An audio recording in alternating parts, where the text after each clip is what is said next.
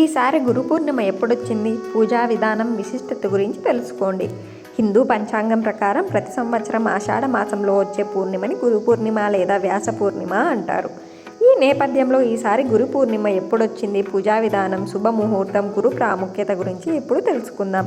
తెలుగు పంచాంగం ప్రకారం ఆషాఢ మాసం శుక్లపక్షంలో వచ్చే పూర్ణిమని గురు పూర్ణిమ లేదా ఆషాఢ పూర్ణిమ అంటారు.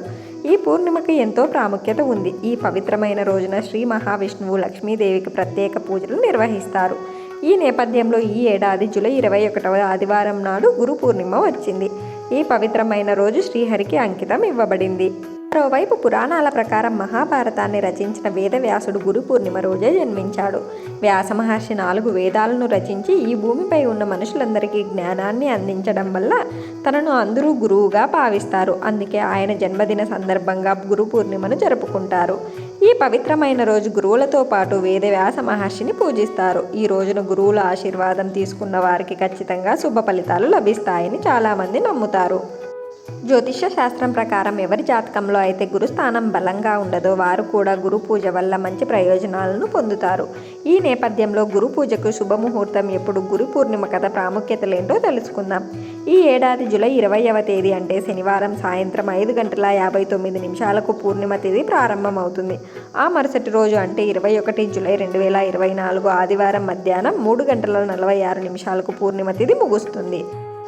ఉదయం తిథి ప్రకారం జూలై 21న ఆదివారం నాడు గురు పూర్ణిమ జరుపుకున్నారు. గురు పూర్ణిమ రోజున శుభముహూర్తం ఉదయం 9:01 నుంచి ఉదయం 10:44 వరకు ఉంటుంది. ఆ తర్వాత రెండో ముహూర్తం 10:44 నుండి 12:27 వరకు ఉంటుంది. అనంతరం చివరగా మధ్యాహ్నం 2:09 నుంచి మధ్యాహ్నం 3:52 వరకు ఉంటుంది. గురు పూర్ణిమ వేళ సూర్యోదయం కంటే ముందే నిద్రలేచి తలస్నానం చేయాలి. ఈ పవిత్రమైన రోజున శ్రీ మహావిష్ణువు, లక్ష్మీదేవిని ఆరాధించాలి. గురు పూర్ణిమ వేళ వ్యాస మహర్షిని కూడా పూజించడం వల్ల విశేష ప్రయోజనాలు కలుగుతాయని పండితులు చెబుతారు. ఈరోజు గురువులను కూడా పూజించాలి. గురు పూర్ణిమ వేళ చంద్రుడి ఆరాధనకు ప్రత్యేక ప్రాముఖ్యత ఉంది. ఈ రోజున చంద్రుడిని ఆర్జ్యం సమర్పించడం వల్ల జాతకంలో ఉన్న దోషాల నుంచి విముక్తి లభిస్తుందని చాలామంది నమ్ముతారు. ఈ పవిత్రమైన రోజున ఉపవాస దీక్షను ఆచరించడం వల్ల వైవాహిక జీవితంలో సమస్యలన్నీ తొలగిపోతాయని నమ్మకం. గురు పూర్ణిమ ప్రాముఖ్యత. మన దేశంలో పూర్వకాలం నుంచి గురువుకు ప్రత్యేక స్థానం ఉంది. గురువు ద్వారా ప్రతి ఒక్కరికి జీవితం మెరుగవుతుందని చాలామంది నమ్ముతారు. అందుకే తల్లిదండ్రుల తర్వాత గురువుదే గొప్ప స్థానంగా భావిస్తారు. గురువు అనుగ్రహం ఉంటే వ్యక్తులందరూ జీవితంలో తప్పక విజయం సాధిస్తారని చాలామంది నమ్ముతారు. గురు పూర్ణిమ రోజే శివయ్య తన జ్ఞానాన్ని అందరికీ పంచారని పురాణాలలో పేర్కొనబడింది. బౌద్ధ మతంలోనూ బుద్ధుడు గురు పూర్ణిమ రోజున తన అనుచరులకు ఉపన్యాసం ఇచ్చారని పండితులు చెబుతారు. శుభ ఫలితాల కోసం గురు పూర్ణిమ వేళ కొన్ని వస్తువులను దానం చేయడం వల్ల విశేష ప్రయోజనాలు లభిస్తాయని చాలామంది నమ్ముతారు.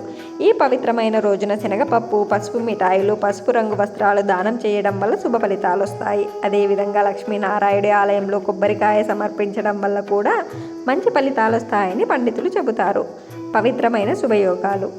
జ్యోతిష్యం ప్రకారం ఈ ఏడాది గురు పూర్ణిమ వేళ కొన్ని ప్రత్యేక శుభయోగాలు ఏర్పడనున్నాయి. వాటిలో సర్వార్థ స్థితి యోగం, రవి యోగం, ప్రీతి యోగం, విష్కుంభ యోగం వంటి శుభయోగాల వల్ల ద్వాదశ రాశులలో కొన్ని రాశుల వారికి అద్భుతమైన ప్రయోజనాలు కలగనున్నాయి. అంతేకాదు ఈ పర్వదినాన చంద్రుడిని ఆరాధించడం వల్ల చంద్రదోషం నుంచి ఉపశమనం లభిస్తుంది.